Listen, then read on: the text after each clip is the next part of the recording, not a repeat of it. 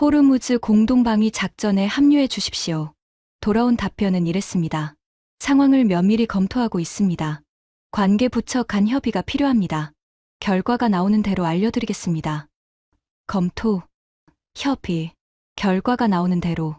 외교적 언어에 익숙한 저에게 그 단어들의 의미는 명확했습니다. 시간을 끌겠다는 뜻이었습니다. 저는 그 통화를 끊고 나서 특별히 불쾌하거나 놀라지는 않았습니다. 솔직히 말하면 한국을 동맹 네트워크의 핵심 축으로 생각해 본 적이 별로 없었기 때문입니다. 경제적으로는 인정합니다. 삼성의 반도체, 현대의 자동차, 한국 조선소의 LNG선.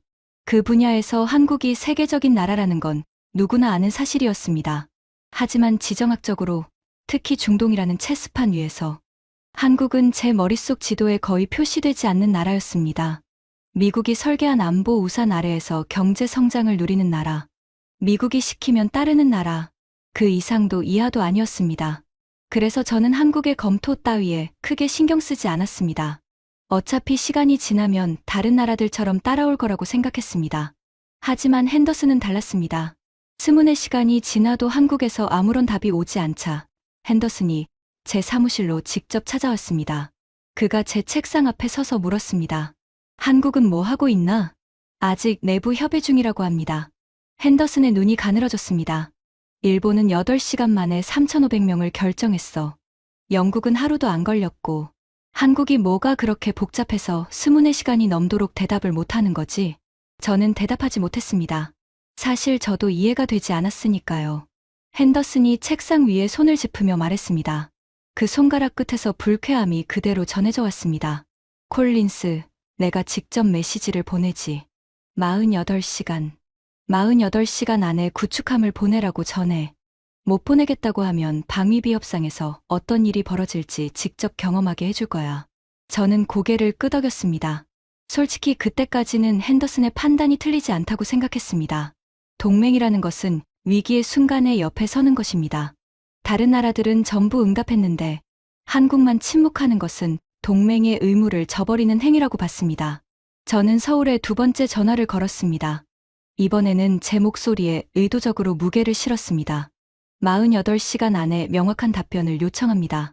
이것은 단순한 협조 요청이 아니라 동맹 관계의 신뢰에 관한 문제입니다. 한국 정부의 결정을 본부에서 주시하고 있다는 점을 전달해 주십시오. 한국 측 답변은 달라지지 않았습니다. 충분히 이해하고 있습니다. 다만 우리에게도 고려해야 할 사안들이 있습니다. 최대한 빠른 시일 내에 입장을 전달하겠습니다. 전화를 끊고 나서 저는 잠시 창밖을 바라봤습니다. 워싱턴 하늘에 먹구름이 끼어 있었습니다. 그때까지만 해도 저는 한국의 태도가 단순한 우유부단함이라고 판단했습니다. 결정을 못 내리는 거라고요.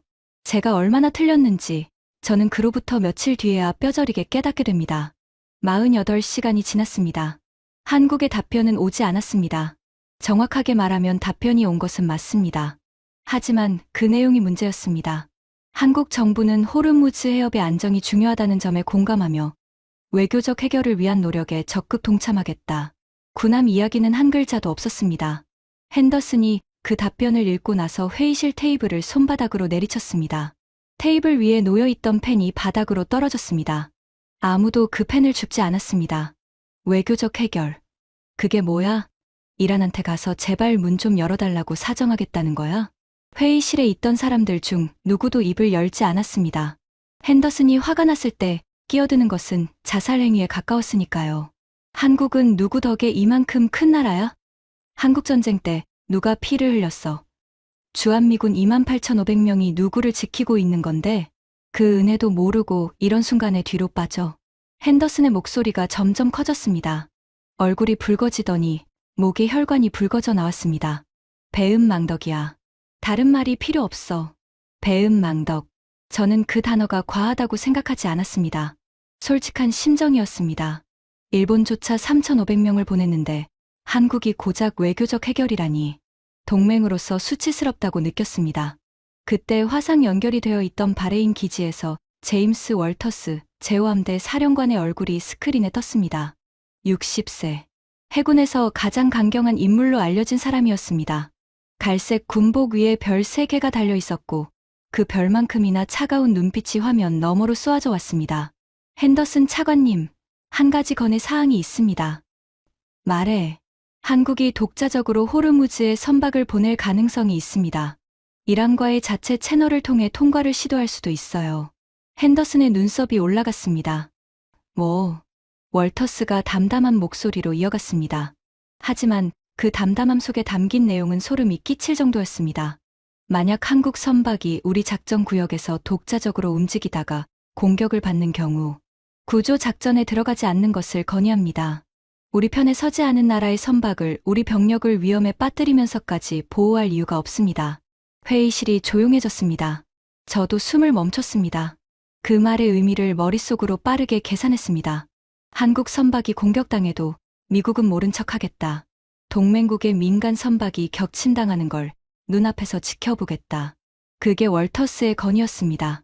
핸더슨이 3초간 월터스의 얼굴을 바라봤습니다. 그리고 고개를 한번 끄덕였습니다.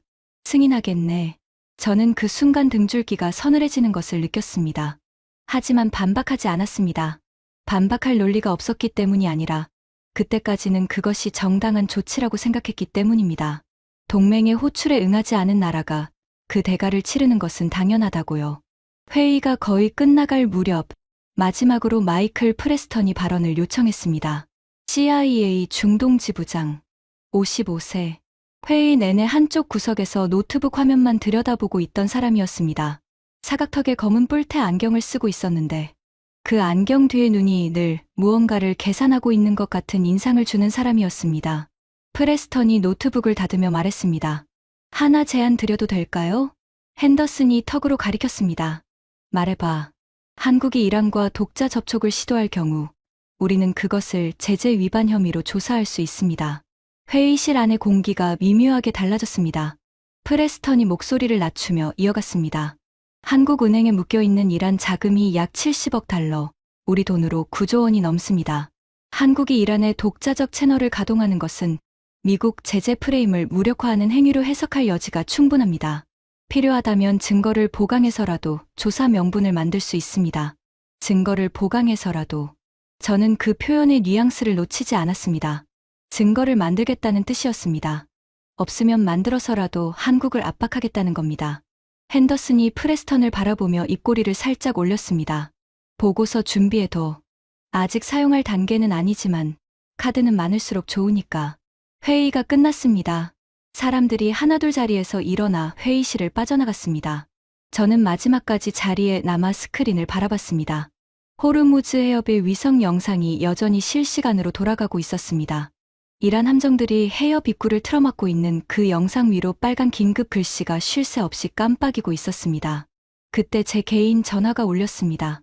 화면에 뜬 이름은 바레인 기지에 파견 나가 있는 제 부하 직원이었습니다. 전화를 받자마자 그가 말했습니다.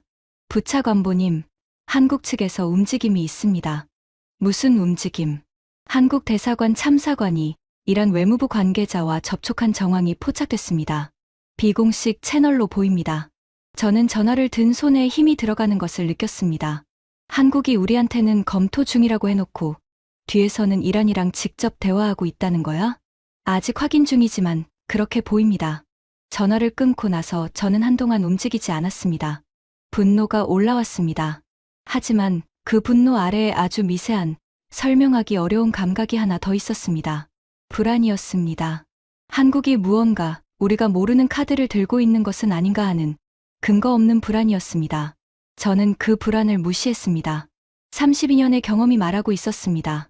중동에서 미국을 우회하는 것은 불가능하다. 미국의 동의 없이 이 해역에서 독자적으로 움직일 수 있는 나라는 없다. 한국 따위가 무슨 수를 쓴다 해도 결과는 뻔하다. 하지만 그로부터 72시간 뒤, 저는 제 인생에서 가장 굴욕적인 위성사진 한 장을 보게 됩니다. 그로부터 사흘 뒤, 저는 바레인 미 해군 기지로 긴급 파견됐습니다. 워싱턴에서 원격으로 상황을 관리하는 것만으로는 부족하다는 핸더슨의 판단이었습니다. 현장에서 직접 지휘하라는 명령이었죠. 저는 군용 수송기에 몸을 실었고 14시간 뒤 바레인의 뜨거운 공기가 저를 맞았습니다. 활주로 위의 열기가 군함 밑창까지 뚫고 올라오는 느낌이었습니다. 기지에 도착해서 상황실에 들어가자마자 월터스가 저를 맞았습니다. 타이밍 좋게 오셨소. 오늘 이란이 뭔가 발표한답니다. 외교부 장관이 직접 나선다고 해요. 저는 그 말에 긴장이 됐지만 크게 걱정하지는 않았습니다. 일하는 위기가 터질 때마다 으름장을 놓는 것이 일상이었으니까요. 해협을 완전히 봉쇄하겠다든지 미군 함정을 격침시키겠다든지 그런 종류의 선전용 발언일 거라고 예상했습니다. 상황실 대형 스크린에 이란 국영 방송이 실시간으로 중계되고 있었습니다. 이란 외무장관이 기자회견장의 모습을 드러냈습니다. 회색 정장에 넥타이를 매지 않은 차림이었고 마이크 앞에 서자 카메라 플래시가 일제히 터졌습니다. 그가 입을 열었습니다. 페르시아어 통역이 실시간으로 영어 자막을 만들어내고 있었습니다. 처음 몇 문장은 예상대로였습니다. 미국의 제국주의적 군사 도발에 단호히 대응하겠다. 호르무즈 해협의 주권을 지키겠다. 그런 내용이었죠. 하지만 그 다음이었습니다. 자막이 스크린 하단에 한 줄씩 올라오고 있었습니다. 저는 그 글자를 읽으면서 눈을 의심했습니다. 한국 선박의 한 해 안전한 통과를 보장한다. 상황실이 얼어붙었습니다. 과장이 아닙니다. 물리적으로 시간이 멈춘 것 같았습니다. 키보드를 치던 병사의 손가락이 허공에서 굳어버렸고 커피를 마시려던 장교가 컵을 입에 대지도 내려놓지도 못한 채 멈춰 있었습니다. 월터스가 제 옆에서 낮게 내뱉었습니다. 뭐라고?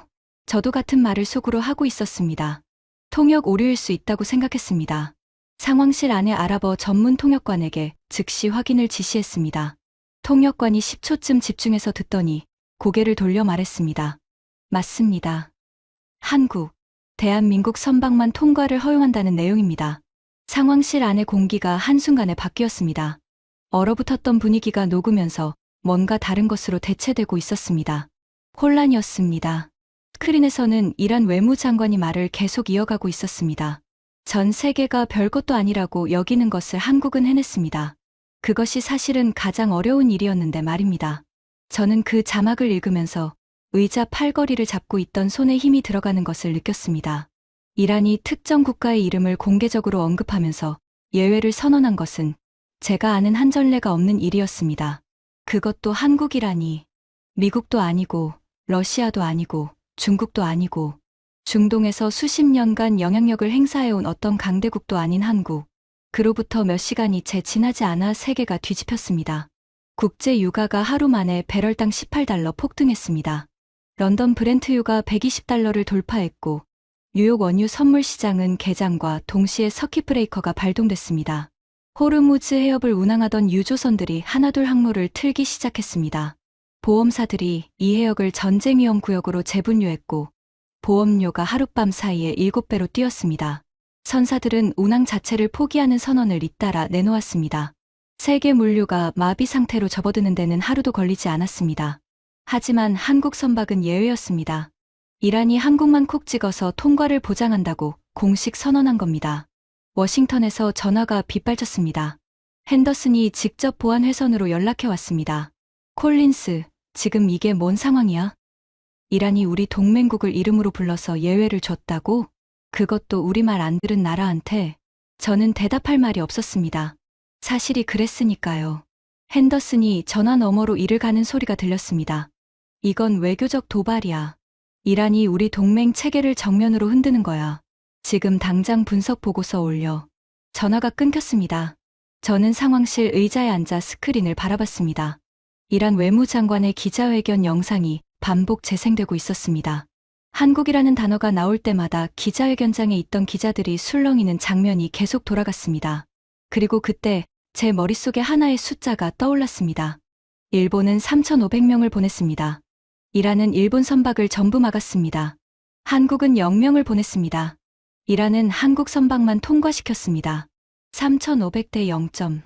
그 숫자가 말해주는 것이 무엇인지 저는 아직 인정하고 싶지 않았습니다.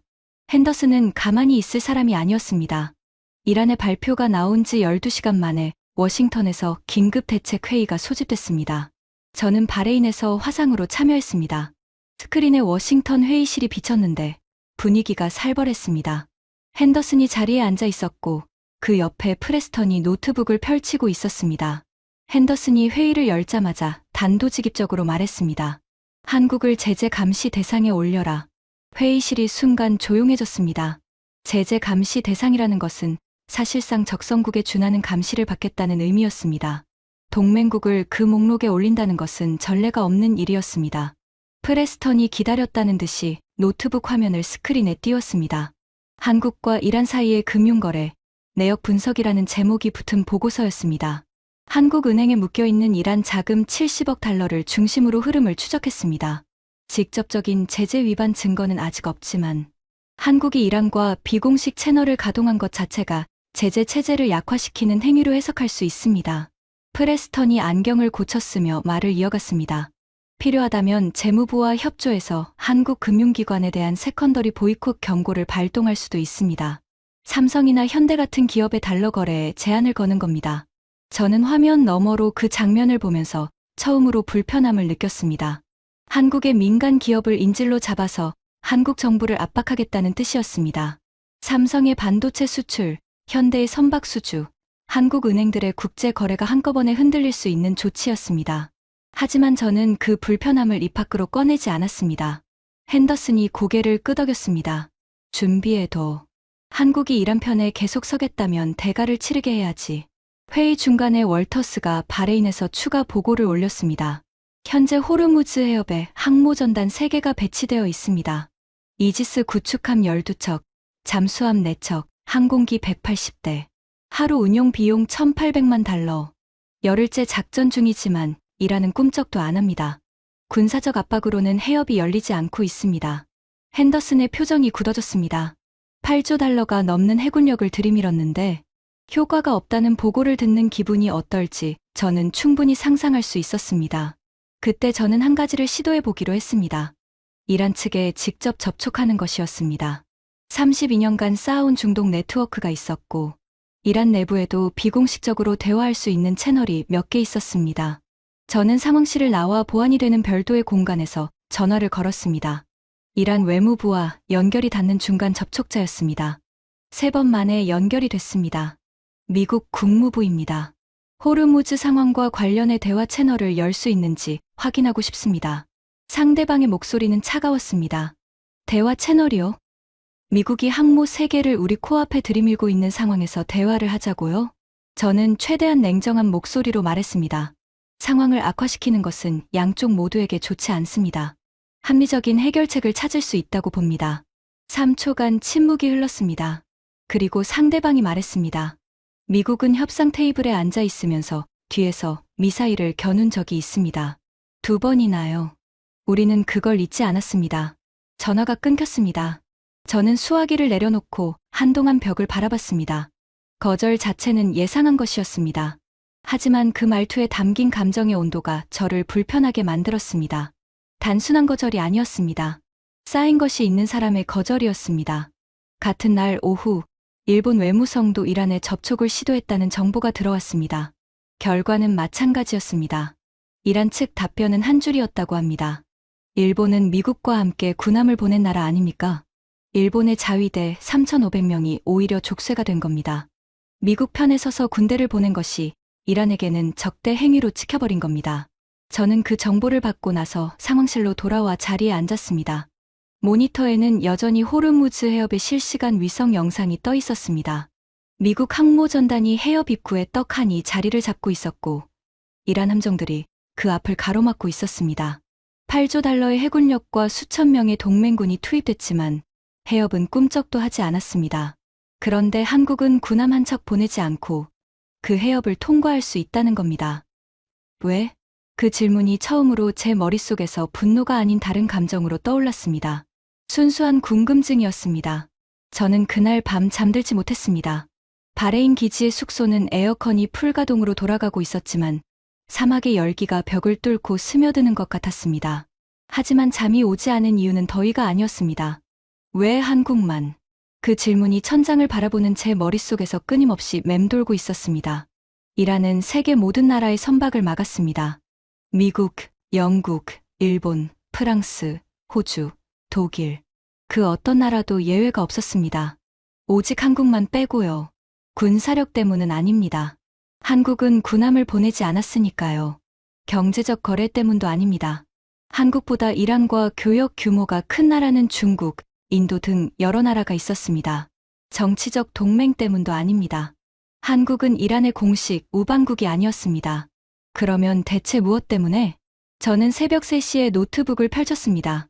한국과 이란의 관계사를 처음부터 조사하기 시작했습니다. 32년간 중동 전문가를 자처했으면서 한국과 이란의 관계를 제대로 들여다본 적이 없었다는 사실이 스스로 황당했습니다. 하지만 조사를 시작하고 나서 제가 발견한 것들은 저를 점점 더 깊은 당혹감 속으로 끌고 갔습니다. 첫 번째 발견은 오일 쇼크였습니다. 제1차 오일 쇼크가 전 세계를 강타했을 때 중동 산유국들이 석유를 무기로 사용하기 시작했습니다. 국제 원유 가격이 순식간에 4배 이상 뛰었고 세계 경제가 공황 상태에 빠졌습니다. 미국도, 유럽도, 일본도 타격을 받았지만 그나마 버틸 체력이 있었습니다. 그런데 한국은 달랐습니다. 당시 한국은 경제 개발이 막 시작된 나라였습니다.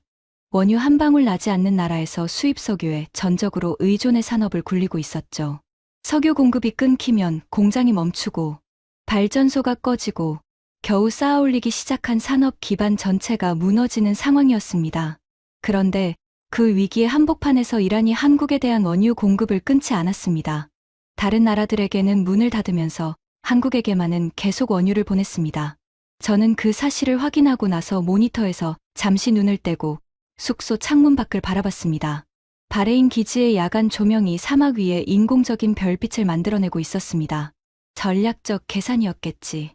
저는 반사적으로 그렇게 결론 지으려 했습니다. 국제 관계에서 모든 선택에는 이해관계가 깔려 있습니다. 이란이 한국에 원유를 계속 판 것도 분명 어떤 이익이 있었을 겁니다. 하지만 두 번째 발견이 그 결론을 흔들어 놨습니다. 오일 쇼크 이후 중동의 대규모 건설 붐이 일어났습니다. 산유국들이 넘쳐나는 오일머니를 도로, 항만, 발전소, 병원 같은 기반 시설에 쏟아붓기 시작한 시기였습니다. 전 세계 건설사들이 중동으로 몰려들었습니다. 한국 기업들도 대거 진출했습니다. 기술도 자본도 충분하지 않았지만 한국 노동자들이 사막의 50도가 넘는 폭염 속에서 땀을 흘렸습니다. 특히 이란에서 한국 기업들은 도로를 깔고 항만을 짓고 병원을 세웠습니다. 당시 수주 금액만 약 280억 달러, 지금 가치로 환산하면 수십조 원에 달하는 규모였습니다. 하지만 제가 진짜 주목한 것은 금액이 아니었습니다. 기록을 뒤져보니 한국 기업들은 약속한 공사 기한을 지켰습니다. 계약한 품질을 유지했습니다. 일이 끝나고 철수할 때 뒷정리도 제대로 했습니다. 그게 뭐 대단한 거냐고 생각하실 수도 있습니다. 하지만 중동 건설 현장을 조금이라도 아는 사람이라면 그 말의 무게를 알 겁니다. 공기를 어기고 품질을 속이고 돈만 받고 튀는 업체가 얼마나 많았는지를. 한국은 그러지 않았습니다. 세 번째 발견은 저를 한동안 멍하게 만들었습니다. 서울 한복판에 테헤란로라는 거리가 있었습니다.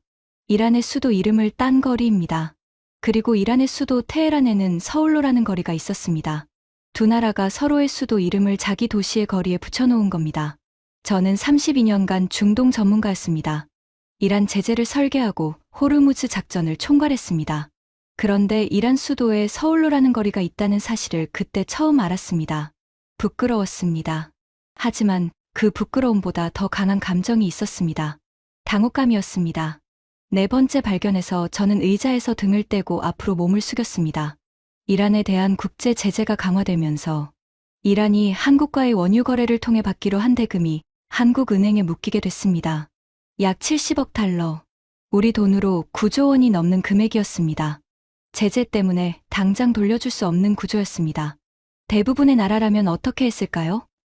저는 32년간 그 답을 봐왔습니다. 제재를 핑계로 모른 척하거나 슬쩍 자기 것으로 만들거나 그냥 시간이 해결해주길 기다리는 겁니다.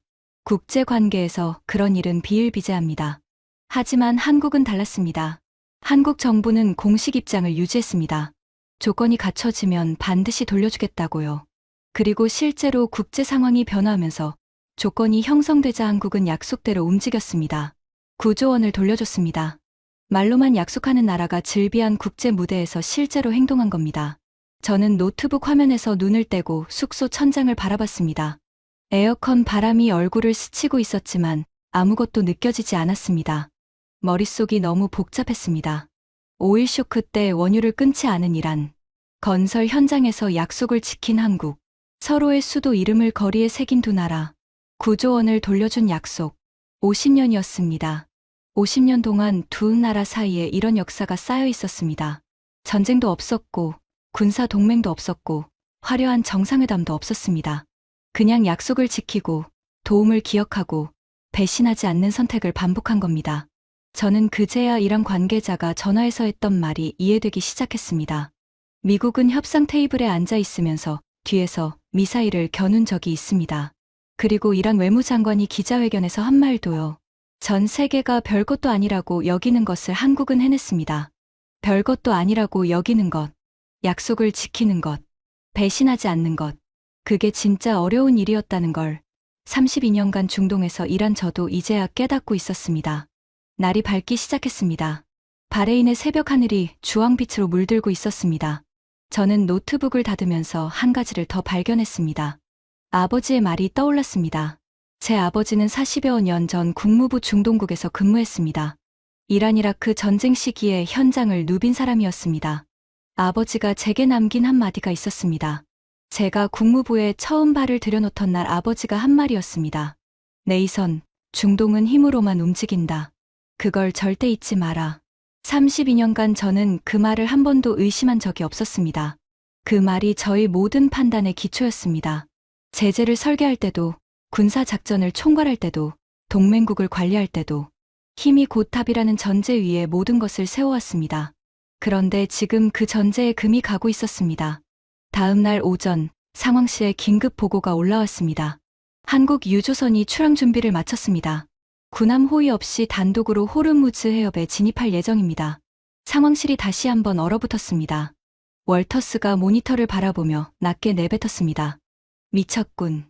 저도 솔직히 같은 생각이었습니다. 이란 정부가 통과를 보장한다고 선언하긴 했지만 호르무즈 해협의 현실은 그렇게 단순하지 않았습니다.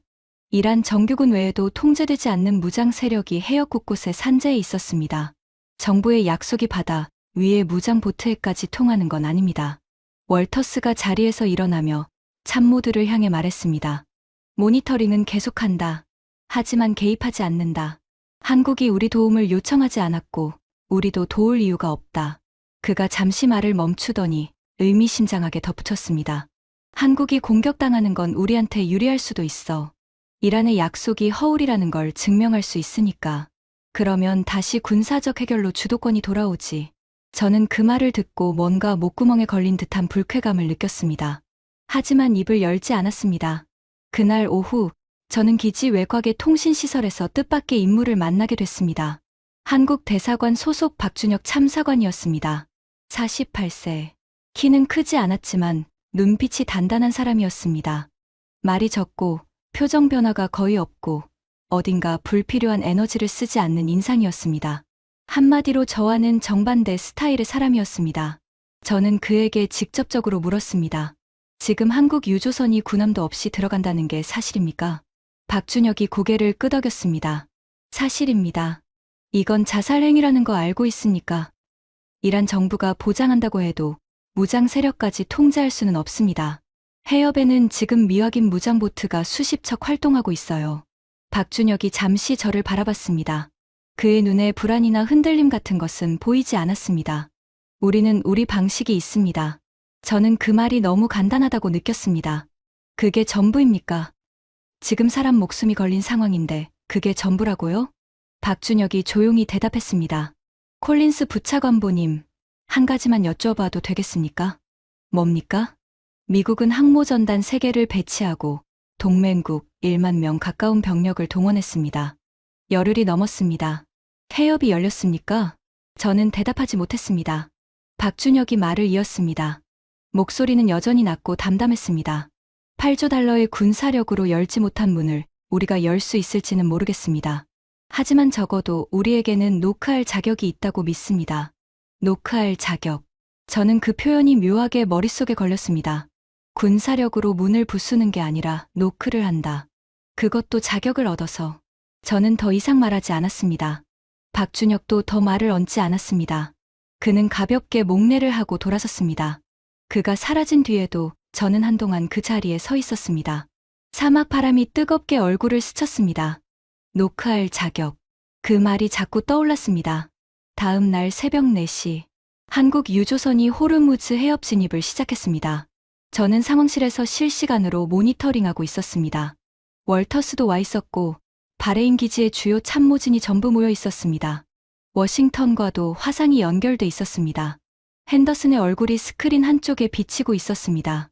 위성 화면에 한국 유조선의 위치가 점으로 찍혀 있었습니다. 한 척, 군함 없이, 혼자, 선박 진입 확인, 호르무즈 해협 서쪽 입구 통과 시작, 속도 12노트, 항법 시스템 정상, 보고가 올라왔습니다. 상황실 안에 모든 시선이 모니터에 고정돼 있었습니다. 10분이 지났습니다. 아무 일도 없었습니다. 20분이 지났습니다. 여전히 아무 일도 없었습니다. 30분이 지났습니다. 월터스가 처음으로 입을 열었습니다. 아직 초반이야. 이라는 항상 중간 지점에서 움직여. 옆에 있던 참모가 고개를 끄덕였습니다.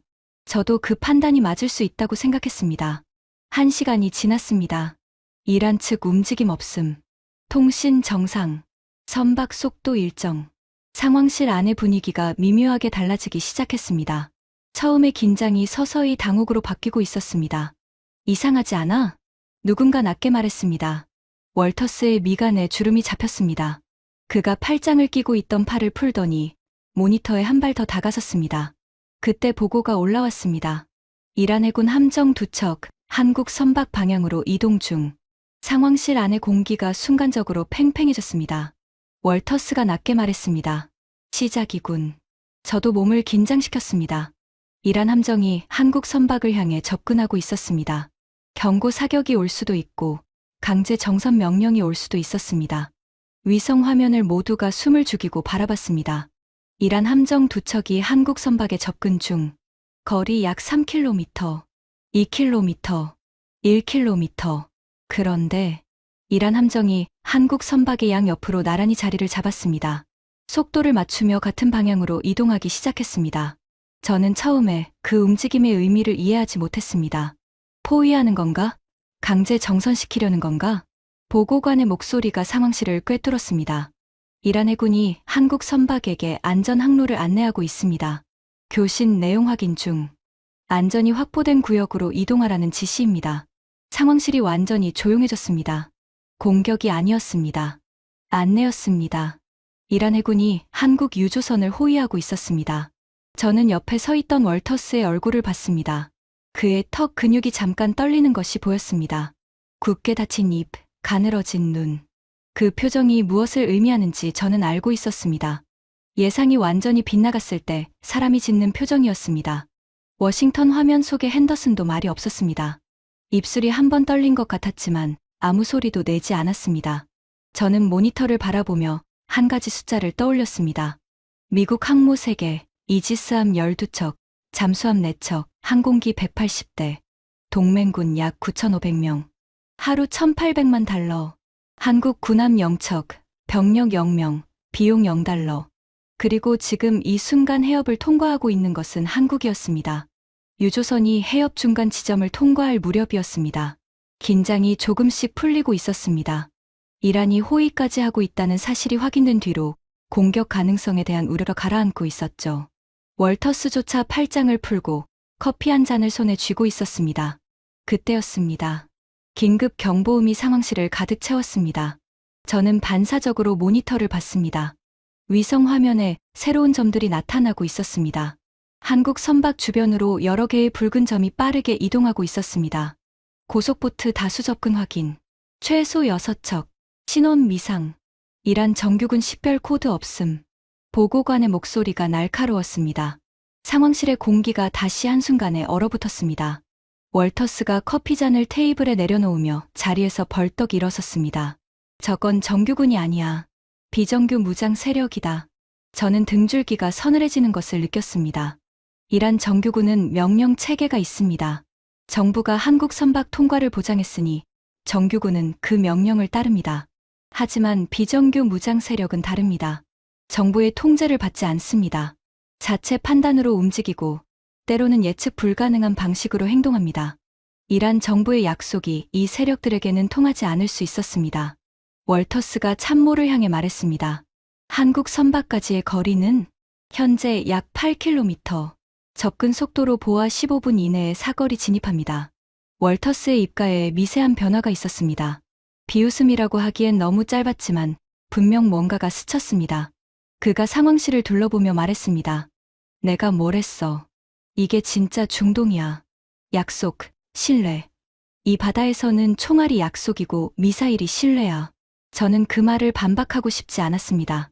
솔직히 그 순간에는 월터스가 맞다고 생각했습니다. 어젯밤 내가 조사한 50년의 역사, 테헤란로, 서울로, 구조원. 그 모든 것이 무장보트 6척 앞에서 무의미해지는 순간이 올 수도 있었습니다. 워싱턴 화면에서 핸더슨의 목소리가 들려왔습니다. 월터스, 우리 함정은 절대 개입하지 마. 한국이 원한 건 독자적 행동이야. 그 결과도 독자적으로 감당해야지. 월터스가 고개를 끄덕였습니다. 화면 속 프레스턴이 안경을 고쳤으며 끼어들었습니다. 한국 선박이 공격받으면 우리한테 유리합니다. 이란의 보장이 허울이라는 증거가 되고 군사적 해결의 명분이 다시 살아나죠. 저는 그 말을 듣는 순간 뭔가가 목구멍에서 치밀어 오르는 것을 느꼈습니다. 한국 민간 선원들의 목숨이 걸린 상황에서 유리하다는 단어를 쓰는 사람. 32년간 제가 속해 있던 세계의 언어였습니다. 그런데 그 언어가 처음으로 낯설게 들렸습니다. 모니터 위에서 붉은 점들이 한국 선박을 향해 점점 좁혀오고 있었습니다. 접근거리 5km, 4km, 3km. 제 심장이 점점 빨라지고 있었습니다. 손바닥에 땀이 배어나왔습니다. 그때였습니다. 이란 해군 함정, 속도 증가. 한국 선박과 무장 세력 사이로 이동 중. 보고관의 목소리가 한 톤 올라갔습니다. 모니터를 봤습니다. 한국 선방향 옆에서 호위하고 있던 이란 함정 2척이 갑자기 속도를 높여 전방으로 이동하고 있었습니다. 한국 선박과 접근 중인 무장보트 사이에 벽을 치듯 자리를 잡았습니다. 이란 해군 함정에서 경고 신호 발신. 무장 세력을 향해 경고 사격 준비 태세. 상황실 전체가 모니터에 시선을 고정한 채 숨을 죽였습니다. 붉은 점들의 움직임이 달라지기 시작했습니다. 한국 선박을 향해 일직선으로 접근하던 고속보트들이 하나, 둘 방향을 틀기 시작했습니다. 이란 해군의 차단에 진로가 막힌 겁니다. 이란 해군이 무장 세력 접근을 차단하고 있습니다. 무장 보트들이 방향을 돌리고 있습니다. 위협 해소 중. 상황실 안에서 누군가 깊은 숨을 내쉬는 소리가 들렸습니다. 저도 그중 한 명이었습니다. 이란 해군이 자국 정부의 통제를 벗어난 무장 세력을 직접 막아선 겁니다. 한국 선박을 보호하기 위해서요. 그렇게 해야 할 법적 의무도 군사적 이유도 없었습니다. 하지만 이란 해군은 움직였습니다. 월터스가 의자에 주저앉았습니다. 그의 손에서 커피잔이 기울어져 갈색 액체가 테이블 위로 흘러내렸습니다. 그는 그것을 닦지 않았습니다. 바로 그때 이란 측과의 교신 내용이 상황실에 공유됐습니다. 이란 해군이 한국 선박에게 보낸 메시지였습니다. 안전이 확보됐습니다. 현재 항로를 유지하십시오. 우리가 책임지겠습니다. 그리고 한마디가 더 있었습니다. 우리는 약속을 지킵니다. 상황실 안에 누구도 말을 하지 않았습니다. 워싱턴 화면 속의 핸더슨도 침묵했습니다. 프레스턴도 노트북 화면을 내려다보고 있었지만 손가락은 키보드 위에서 멈춰 있었습니다. 저는 그 침묵 속에서 아버지의 목소리를 들었습니다. 중동은 힘으로만 움직인다. 32년간 한 번도 의심하지 않았던 그 문장이 처음으로 흔들리고 있었습니다. 이란은 방금 힘이 아닌 방식으로 움직였습니다. 약속을 지키기 위해 움직였습니다. 자국의 무장 세력까지 막으면서요. 저는 모니터를 바라봤습니다. 한국 유조선이 여전히 해협을 조용히 지나가고 있었습니다. 이란 함정이 양 옆에서 나란히 따라가고 있었습니다. 총성은 없었습니다. 폭발도 없었습니다. 위협도 사라졌습니다. 그런데 그 조용함이 8조 달러짜리 항모전단의 어떤 포격보다 더 크게 상황실을 울리고 있었습니다. 저는 눈을 감았습니다. 그리고 처음으로 인정했습니다. 이건 우연이 아니다. 50년이 만든 결과다. 한국 유조선이 호르무즈 해협을 완전히 통과한 것은 진입 시작으로부터 4시간 22분 뒤였습니다. 총성 제로, 충돌 제로, 사상자 제로, 군함 한 척 없이, 병력 한 명 없이 전쟁 해역을 관통한 겁니다. 상황실에서 선박 통과 완료 보고가 올라온 순간 저는 의자에 앉아 있었지만 온몸에 힘이 빠지는 것을 느꼈습니다. 긴장이 풀려서가 아니었습니다. 32년간 제가 쌓아온 무언가가 조용히 무너지고 있었기 때문입니다. 상황실 안은 여전히 침묵이었습니다. 보고관의 목소리만이 건조하게 울렸습니다. 한국 유조선 해협 완전 통과. 이란 호위 함정 이탈. 선박 상태 정상. 작전 종료. 작전 종료라는 말이 묘하게 들렸습니다. 우리 작전은 아직 아무것도 종료하지 못했으니까요. 월터스가 의자에서 일어나지 않았습니다. 테이블 위에 쏟아진 커피가 이미 식어서 갈색 얼룩으로 굳어 있었는데 그는 여전히 그것을 닦지 않은 채 모니터만 바라보고 있었습니다. 입을 열지 않았습니다. 며칠 전까지 이게 진짜 중동이야. 총알이 약속이고 미사일이 신뢰야라고 단언하던 사람이 지금 한마디도 못하고 있었습니다. 워싱턴 화면을 봤습니다. 핸더슨의 자리가 비어 있었습니다. 언제 나갔는지 모르겠습니다. 한국 선박이 통과를 완료하기 전에 화면에서 사라진 겁니다. 배은망덕이라고 고함을 치고 방위비로 목을 조이겠다고 위협하고 제재 대상에 올리라고 지시했던 사람이 결과를 끝까지 지켜보지 못하고 자리를 떠난 겁니다. 프레스턴은 아직 화면에 있었습니다. 하지만 노트북은 닫혀 있었습니다. 한국 선박이 공격당하면 우리한테 유리하다고 했던 그 보고서, 한국이란 비밀거래 증거를 만들어서라도 제재하겠다던 그 문서들이 전부 그 닫힌 노트북 안에 들어 있었습니다. 이제 그것들은 쓸모없는 종이었습니다. 프레스턴이 화면 속에서 안경을 벗어 테이블에 내려놓았습니다. 그리고 두 손으로 얼굴을 문질렀습니다. 그 작은 동작 하나가 모든 것을 말해주고 있었습니다. 끝났다는 뜻이었습니다. 저는 상황실 밖으로 나왔습니다. 바레인의 새벽 하늘이 보랏빛에서 주황빛으로 바뀌고 있었습니다. 기지 너머로 페르시아만의 바다가 아침 햇살에 반짝이기 시작했습니다. 그 바다 어딘가를 한국 유조선이 지금 조용히 항해하고 있을 겁니다. 저는 주머니에서 전화를 꺼냈습니다. 한 통의 전화를 걸어야 했습니다. 이란 측 접촉자에게였습니다. 며칠 전 제 전화를 거절했던 바로 그 라인이었습니다. 3번 만에 연결이 됐습니다. 이번에는 상대방이 전화를 받았습니다. 저는 단도직입적으로 물었습니다. 왜 한국만 허용했습니까? 짧은 침묵이 흘렀습니다. 그리고 상대방이 대답했습니다. 목소리는 차갑지 않았습니다. 오히려 담담했습니다. 한국은 한 번도 우리를 배신한 적이 없습니다. 저는 그 말을 듣고 잠시 눈을 감았습니다. 상대방이 말을 이어갔습니다. 미국은 협상하면서 뒤에서 공격했습니다. 2번이나요. 유럽은 제재를 핑계로 약속을 깨뜨렸습니다. 일본은 이번에 미국 편에 서서 군대를 보냈습니다. 한국은 달랐습니다. 한국은 어려울 때 도와줬고 약속한 돈을 돌려줬고 적을 만들지 않았습니다. 50년 동안요. 저는 한동안 대답하지 못했습니다. 상대방이 마지막으로 말했습니다. 콜린스 씨, 당신들은 8조 달러로 문을 부수려 했습니다. 한국은 50년 동안 노크를 해왔습니다. 문은 노크하는 사람에게 열립니다. 전화가 끊겼습니다. 저는 전화를 쥔 채 한동안 서 있었습니다. 바레인의 아침 바람이 뜨겁게 불어왔지만 등 뒤로 소름이 돋는 느낌이었습니다. 노크하는 사람에게 열립니다. 박준혁이 했던 말이 겹쳐 들렸습니다. 노크할 자격이 있다고 믿습니다. 이란 관계자가 같은 단어를 쓴 겁니다. 노크. 두 사람이 사전에 맞춘 것은 당연히 아닙니다. 하지만 같은 관계 속에 있는 사람들은 같은 언어를 쓰게 되는 것인지도 모릅니다. 그날 오후 세계 언론의 속보가 쏟아지기 시작했습니다. 한국 유조선 호르무즈 해협 완전 통과. 군사 호의 없이 세계 최초 단독 통과. CNN, BBC, 로이터, AP통신이 일제히 긴급 자막을 내보냈습니다. 국제 유가가 하루 만에 9달러 하락했습니다. 호르무즈 해협에 묶여있던 수십 척의 유조선들이 다시 움직이기 시작했습니다. 각국 정부가 이란과의 직접 외교 채널을 긴급히 열기 시작했습니다. 며칠 전까지만 해도 군사 동원과 경제, 제재만이 유일한 해결책이라고 외치던 나라들이 하나 둘씩 방향을 바꾸고 있었습니다. 군함 대신 외교관을 보내기 시작한 겁니다. 국제 언론들은 이 변화를 두고 한 가지 표현을 쓰기 시작했습니다. 한국 방식, 총을 들지 않고 문을 여는 방식, 50년간 약속을 지켜서 적국의 신뢰를 얻는 방식, 그 방식이 전 세계로 퍼지고 있었습니다. 일본과의 비교는 결국 피할 수 없었습니다. 일본은 미국의 요청에 즉각 응답해 자위대 3,500명을 보냈습니다. 가장 빠르게, 가장 충실하게 동맹의 의무를 이행했습니다. 그것이 잘못된 선택이었다고 단정할 수는 없습니다. 하지만 결과는 달랐습니다. 일본 3,500명 파병 이란 선박 통과 전면 거부. 한국 0명 파병 이란 해군 직접 호위하며 통과. 같은 아시아 동맹국이 완전히 다른 방식으로 움직였고 완전히 다른 결과를 얻었습니다. 속도와 방향은 다른 것이었습니다.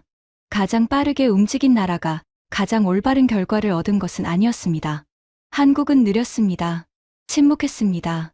48시간 최후 통첩에도 군함을 보내지 않았습니다. 하지만 한국은 방향이 맞았습니다. 워싱턴으로 돌아온 것은 그로부터 3일 뒤였습니다. 비행기 안에서 저는 14시간 동안 잠들지 못했습니다. 창밖으로 캄캄한 대서양이 펼쳐져 있었고 기체가 구름 사이를 뚫고 나아가는 동안 지난 열흘의 장면들이 쉴 새 없이 머릿속을 지나갔습니다.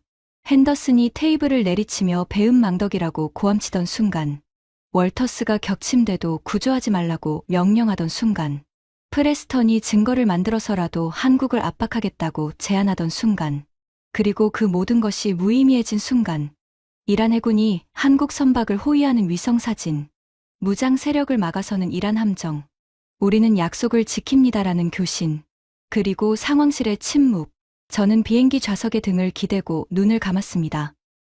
32년이었습니다. 32년간 저는 미국의 힘을 믿었습니다. 항모전단이 도착하면 상황이 정리된다고 믿었습니다. 제재를 걸면 상대가 굴복한다고 믿었습니다. 동맹국이 호출에 응하면 질서가 유지된다고 믿었습니다. 그런데 이번에는 아무것도 통하지 않았습니다. 항모 3개가 해협을 열지 못했습니다. 제재는 이란을 더 강경하게 만들었을 뿐입니다. 가장 충실하게 호출에 응한 일본은 가장 철저하게 거부당했습니다. 그리고 미국의 말을 듣지 않은 한국만 해협을 통과했습니다. 제 아버지 이야기를 하겠습니다. 아버지 이름은 토머스 콜린스. 국무부 중동국에서 23년을 근무한 사람이었습니다. 이란 이라크 전쟁 시기에 바그다드와 테헤란을 수십 번 오갔고 걸프전 때는 다국적군 외교 지원을 담당했습니다. 아버지는 말이 많은 사람이 아니었습니다. 하지만 제가 국무부에 첫 발을 들여놓던 날 아버지가 제 어깨를 잡고 한마디를 했습니다. 네이선, 중동은 힘으로만 움직인다. 약속, 신뢰, 관계. 다 좋은 말이야. 하지만 결국 마지막에 남는 건 누가 더 센 총을 가졌느냐야. 그걸 절대 잊지 마라. 저는 그 말을 신조로 삼았습니다.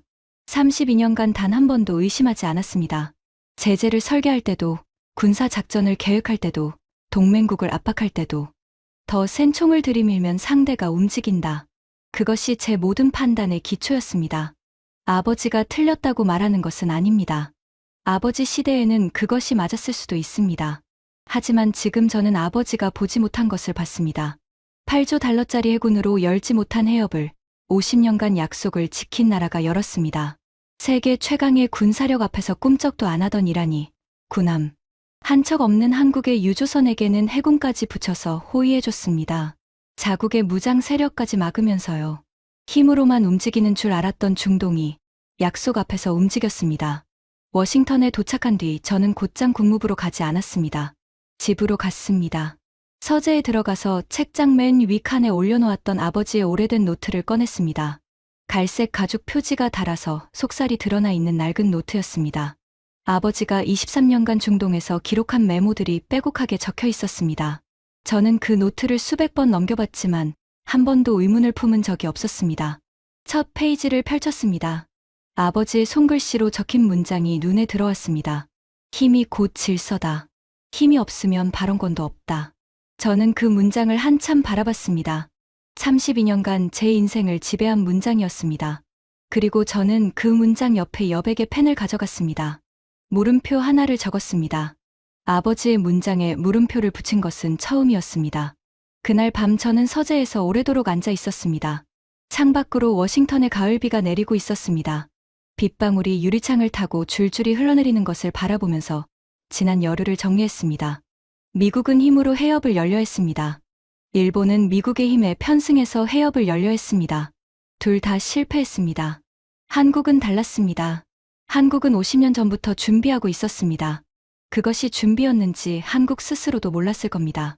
그냥 약속을 지키고 도움을 기억하고 적을 만들지 않는 선택을 반복했을 뿐입니다. 그 반복이 50년 동안 쌓여서 오늘 이 결과를 만들었습니다. 세계에서 가장 위험한 바닷길이 총 한 발 없이 열린 겁니다.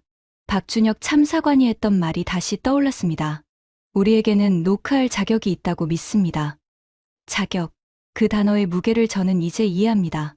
노크할 자격은 하루아침에 생기는 게 아니었습니다. 50년간 배신하지 않고 약속을 지키고 도움을 기억하고 적을 만들지 않는 선택을 반복해서 얻은 자격이었습니다. 8조 달러로도 살 수 없는 자격이었습니다. 저는 노트를 덮고 펜을 내려놓았습니다. 그리고 컴퓨터를 켜서 보고서를 쓰기 시작했습니다. 국무부에 제출할 최종 분석 보고서였습니다. 제 32년 경력에서 마지막이 될 수도 있는 보고서였습니다. 핸더슨이 이걸 읽으면 제 경력이 끝날 수도 있다는 걸 알고 있었습니다. 하지만 쓰지 않을 수 없었습니다. 보고서의 마지막 단락을 이렇게 끝냈습니다. 미국은 30년간 폭탄으로 중동의 문을 열려 했습니다. 한국은 50년간 약속으로 그 문을 이미 열어놓고 있었습니다. 강한 나라는 적을 무찌르는 나라가 아닙니다. 적을 만들지 않는 나라입니다. 싸워서 이기는 것보다 싸우지 않아도 되는 상황을 만드는 것이 더 어렵고, 더 오래 걸리고, 더 많은 인내를 필요로 합니다. 한국은 그것을 50년 동안 해왔습니다. 세계 어느 나라도 주목하지 않는 동안에요. 저는 32년간 힘이 곧 외교라고 믿었습니다. 제 아버지도 그렇게 믿었습니다. 하지만 이제 저는 아버지의 노트에 물음표를 적었습니다. 그리고 그 물음표의 답을 한국이라는 나라에서 찾았습니다. 보고서를 저장하고 모니터를 끄자 서재가 어두워졌습니다. 창밖의 워싱턴 빗소리만 조용히 들려왔습니다. 저는 오래도록 그 빗소리를 들으며 앉아 있었습니다. 여러분은 이 이야기를 들으시면서 어떤 장면이 가장 마음에 남으셨나요? 한국은 가장 어려웠던 시절, 도움받은 기억을 잊지 않은 나라입니다. 약속을 지키고 적을 만들지 않는 선택을 50년 동안 묵묵히 반복해온 나라입니다. 그 조용한 선택들이 세상에서 가장 위험한 바닷길을 총 한 발 없이 열어냈습니다. 8조 달러짜리 해군이 못한 것을 50년의 약속이 해낸 겁니다.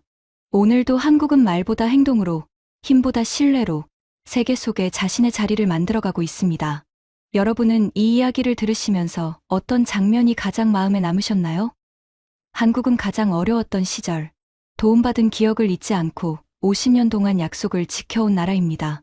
그 묵묵한 선택들이 8조 달러짜리 해군도 열지 못한 바닷길을 조용히 열어냈습니다. 오늘도 한국은 말보다 행동으로 힘보다 신뢰로 세계 속에 자신의 자리를 만들어 가고 있습니다. 대한민국이 자랑스러우시다면 이 영상을 주변에 널리 공유해주세요. 구독과 좋아요로 응원해주시면 더욱 재미있는 이야기로 찾아뵙겠습니다. 지금까지 터칭 스토리였습니다. 감사합니다.